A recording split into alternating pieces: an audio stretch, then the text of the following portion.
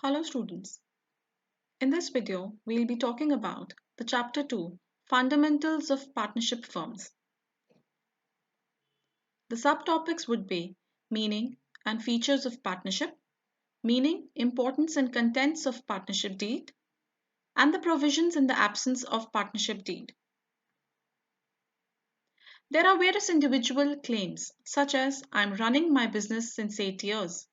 Managing people is not a big deal for me. I'm an MCA. I'm an MBA. I love share trading and earning money off it. Why not work together and lead the world?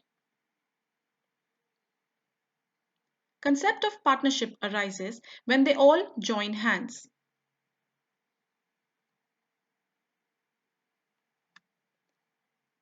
A partnership thus is a business relationship among two or more persons to share profits and losses of the business carried on by all or any one of them acting for all. The persons who have entered into a partnership with one another individually are called partners and collectively a firm. The name under which the business is carried is called firm name. Partnership from legal viewpoint is not a separate legal entity from its partners. It means firm's debt can be paid from private assets of the partners if the firm is not able to pay its liabilities. Although partnership is a separate business entity from the accounting viewpoint. Let's look at the definition of accounting according to Section 4 of the Indian Partnership Act 1932. Partnership is defined as the relation between persons who have agreed to share the profits of the business carried on by all or any one of them acting for all. In India, partnership is governed by the Indian Partnership Act 1932. Now let's talk about the features of partnership. Two or more persons, agreement, which may be either oral or written, sharing of profits, business, which should be lawful, mutual agency. Now let's talk about these features one by one. Two or more persons. There must be at least two persons to form a partnership, and all such persons must be competent to contract. According to Indian Contract Act 1872, every person except the following are competent to act.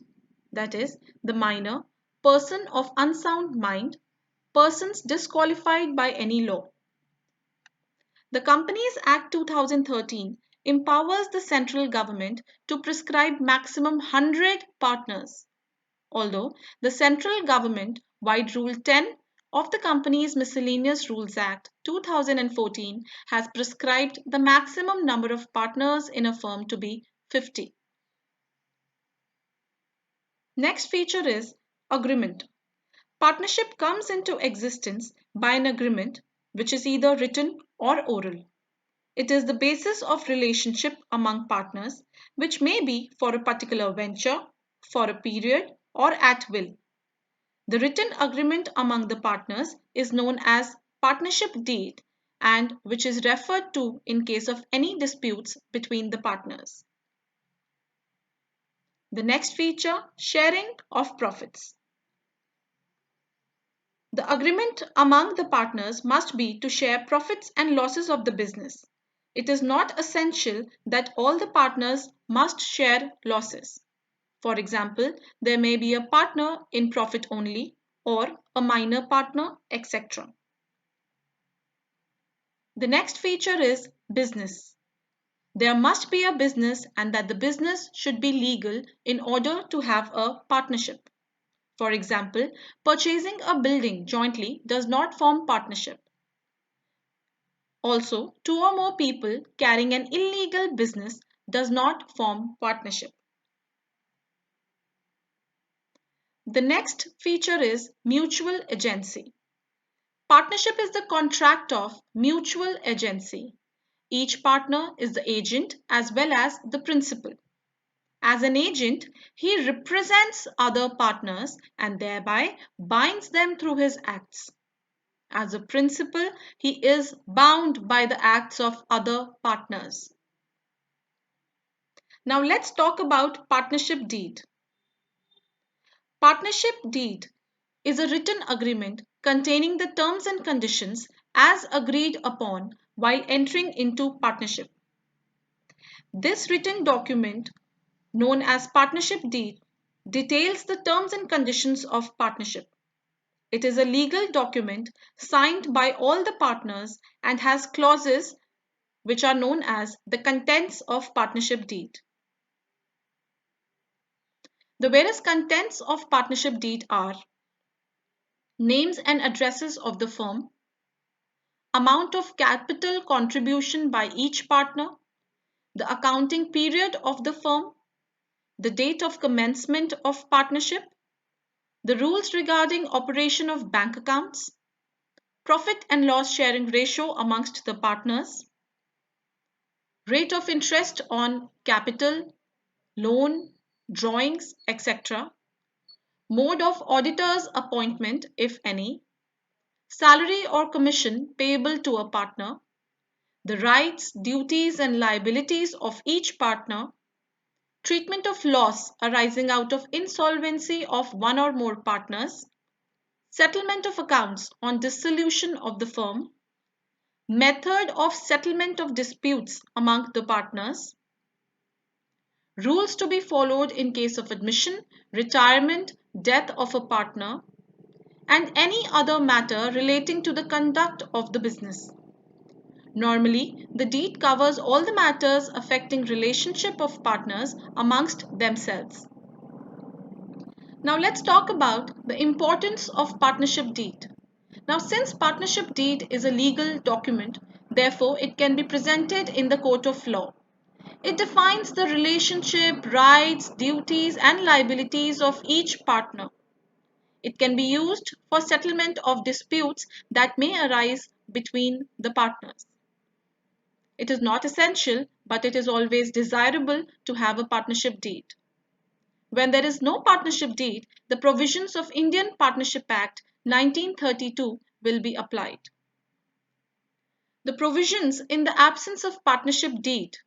If the deed is absent, that is, the partners have not made a partnership deed, or if the deed is silent regarding a particular item, then the provisions of Indian Partnership Act 1932 shall apply, which are profit and losses are shared equally, no interest on capital is allowed, no interest on drawings is allowed, no salary or commission to a partner, and the interest on loan will be fixed at the rate of 6% per annum. There are certain other provisions of Indian Partnership Act 1932. According to Section 30, a minor may be admitted for the benefit of partnership if all the partners agree. Section 31, a person may be admitted as a partner either with the consent of all the other partners or through an agreement amongst the partners. Section 32 states that a partner may retire with the consent of other partners or through an express agreement amongst the partners.